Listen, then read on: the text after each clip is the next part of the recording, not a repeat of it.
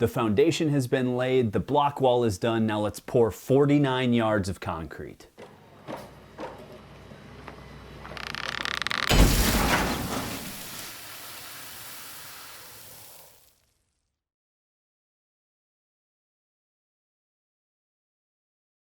Welcome back to Detached Garage, guys. If you've been following along with the garage build, we have poured the foundation, we have built the frost wall, and today we are turning this into a garage slab and a heated garage slab at that. So we're going to go through backfilling, laying the utilities, putting the PEX in the floor, concrete prep, and then we're going to pour the concrete, and we're also going to pour the patio and also the connector from the existing driveway to the new garage.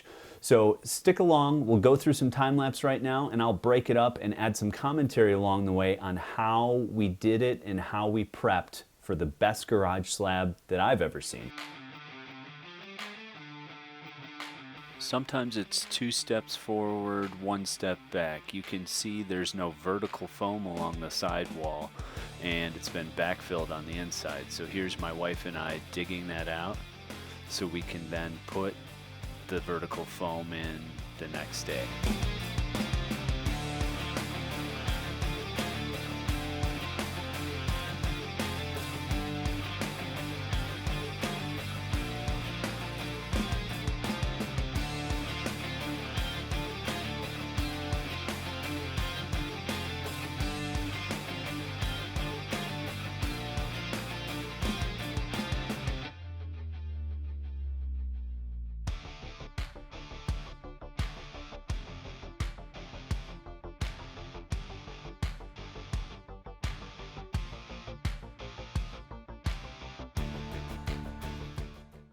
So now that the interior water lines have been laid and the interior backfilling has been done, we are doing all of the utility trenching and running. So the diagonal trench you can see here runs all the way back to my septic tank.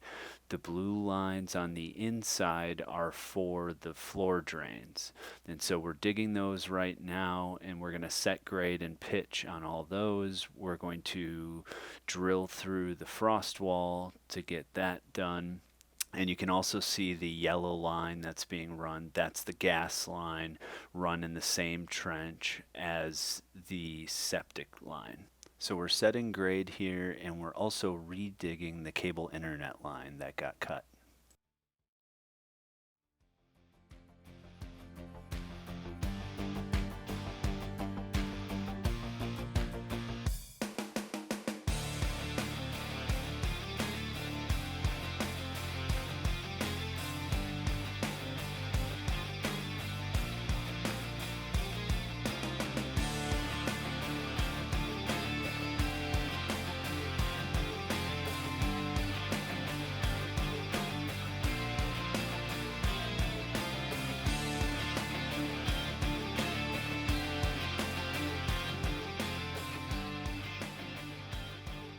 Alright guys, so a lot is going to happen in a short amount of time here. We are going to dig the thickened area for the lift in the slab.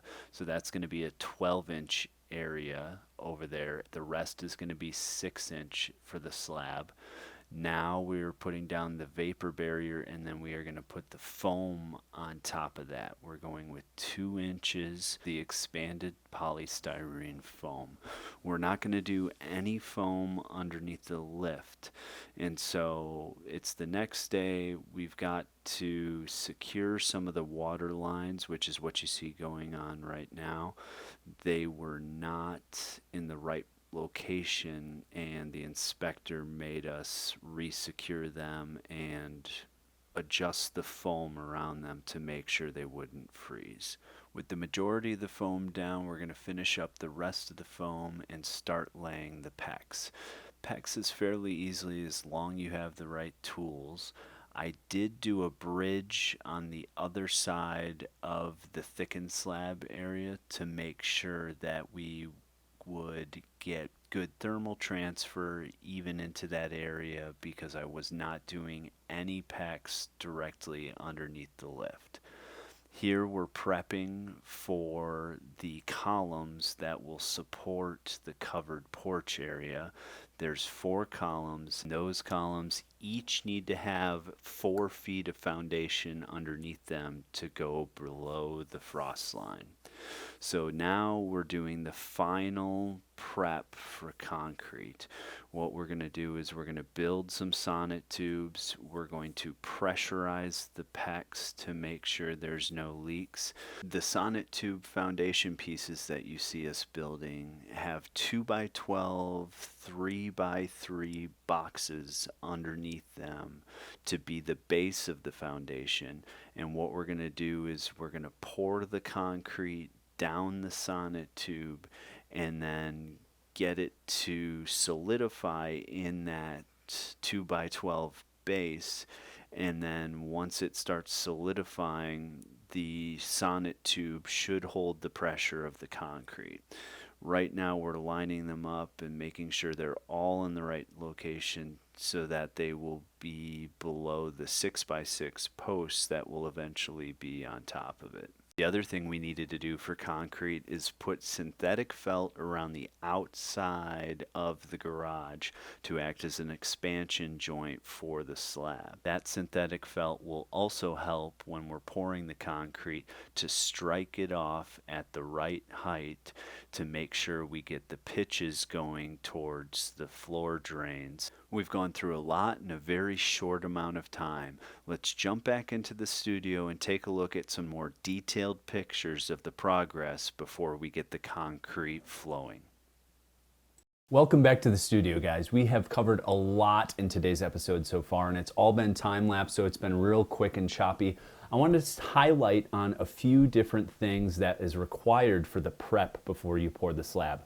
So the number one thing is that utility, both electric, plumbing, making sure that is in place. So for us, we ran the PEX lines all the way around. There's 3 lines, 2 soft water lines and 1 hard water line. They all come from our existing well and water softener on the inside of the house and go through our block wall in and under on the inside of the foundation for the garage. So that was a big thing that we needed to take care of. And then also the floor drains and the septic lines, getting that back to the septic system as well. And then also trenching in the electric and cable internet as well. Those are key things that we needed to do before we could pour the slab. The other thing, once the final grade is set, is getting the PEX installed on top of the foam. So I have a picture up right now of the manifold. So we did 6 zones of PEX, so we need that 6-position manifold. And then one of the challenges when you're pouring is making sure there's strain relief, making sure that the manifold won't fall into the concrete after you're pouring it and it stays secure and it doesn't shift around. So coming up with a solution for that was pretty critical for pouring the concrete. So what we ended up doing was mounting the manifold to a board and then putting the board on the outside of the foundation.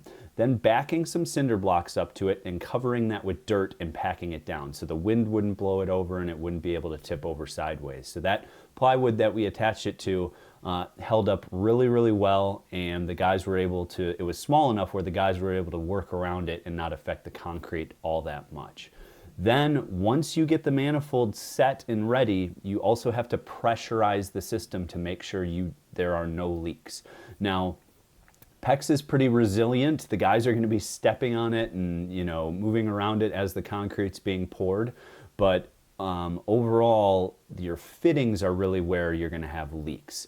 So make sure you get a spray bottle with some soap and water inside of it, and that you can spray down all your fittings and look for bubbles. So don't be too concerned. Once you get water and glycol in it versus air, it will help seal better. Those seals are meant to be wet seals, and so because you're pressurizing it with air, you might have a few more leaks since air is a smaller molecule than the water glycol. So don't be too concerned, but make sure you have a really good seal on it. I'll show you a picture here of some bubbles that we were finding right on the seal where the pressure gauge went into the manifold. So now that we've got all the prep done, the PEX is ready, the foundation is ready, the foam is ready, everything is ready. We've got the expansion joint along the outside of the concrete. It's time to pour. This is a very exciting day. It's like all this work, all the months of work coming up to this for 4 hours of pouring concrete. It was wild, and the guys did a fantastic job. And we'll jump back into the studio afterwards because we did a second pour on the patio and the connector, and I'll show you that as well. So let's get out to the job site and take a look at the concrete being poured for the 6-inch heated slab.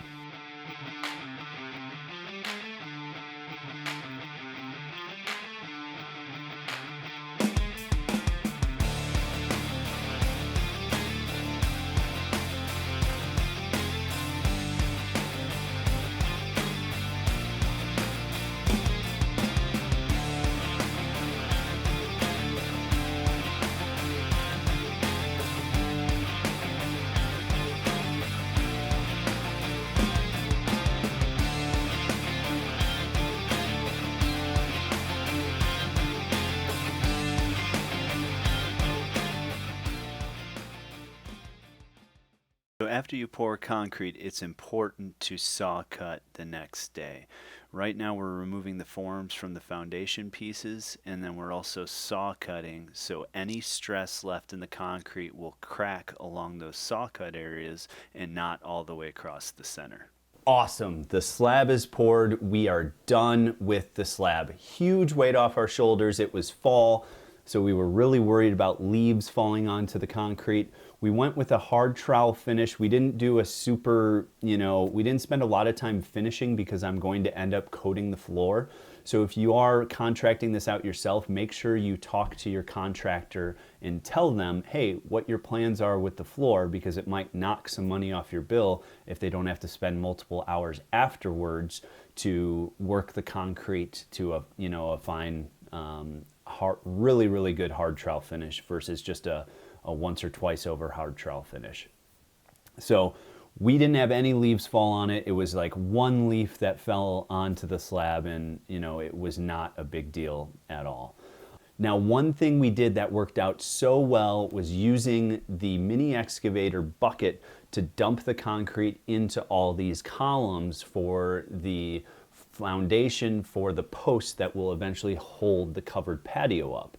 And we had just run the septic line, the gas line, all the way across. We could have driven the concrete truck around and used the chute to fill all those, but 80,000 pounds, the soil had been disrupted a bunch of times. We just thought it was safer to take the time to use the bucket to dump the concrete into each one of the holes. It's a little messy, just make sure you wash the bucket out afterwards, but it worked great. So this picture that you see here is the column itself. We poured the concrete right down.